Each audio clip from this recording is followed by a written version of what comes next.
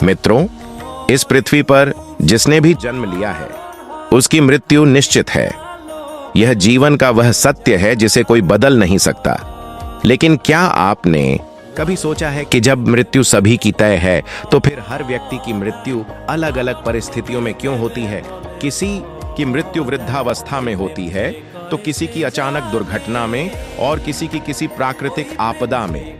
शास्त्रों में ऐसी अचानक होने वाली मृत्यु को अकाल मृत्यु कहा गया है। धरती पर प्राणियों की संख्या इतनी अधिक है कि प्रतिदिन किसी न किसी का शरीर नश्वर हो जाता है, लेकिन हर आत्मा को तुरंत मोक्ष नहीं मिलता।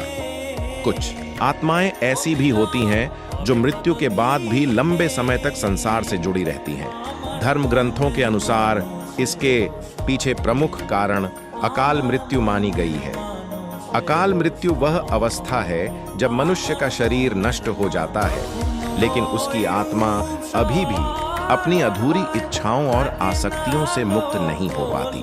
आपने कई बार देखा होगा कि लोग दुर्घटना, जहरीले पदार्थ के सेवन, डूबने या अचानक बीमारी के कारण इस संसार को छोड़ देते हैं। धर्मशास्त्रों में इस प्रकार की मृत्यु को समय से पूर्व हुई मृत्यु माना गया है।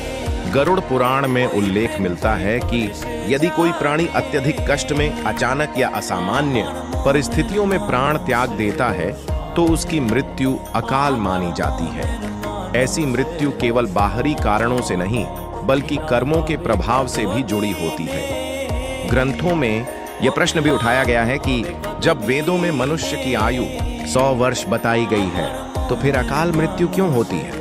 इसका उत्तर यह दिया गया है कि मनुष्य की आयु उसके कर्मों, आचरण और धर्म के मार्ग पर चलने से जुड़ी होती है। जब व्यक्ति अपने कर्तव्यों और धर्म से विमुख हो जाता है तो उसके जीवन की अवधि भी प्रभावित होने लगती है।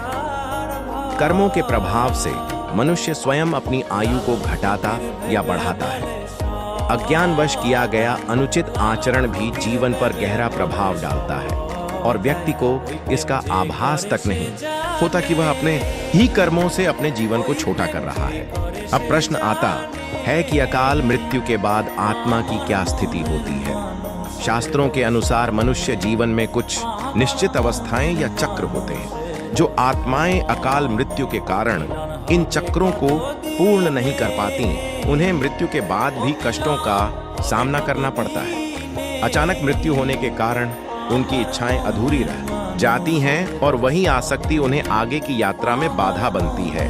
ऐसी आत्माएं शांति न मिलने के कारण भटकाव की स्थिति में चली जाती है। प्राकृतिक मृत्यु प्राप्त करने वाले व्यक्तियों को अपेक्षाकृत शीघ्र नया शरीर प्राप्त हो जाता है, लेकिन अकाल मृत्यु के बाद आत्मा को अधिक समय तक प्रतीक्षा करनी पड़ती है।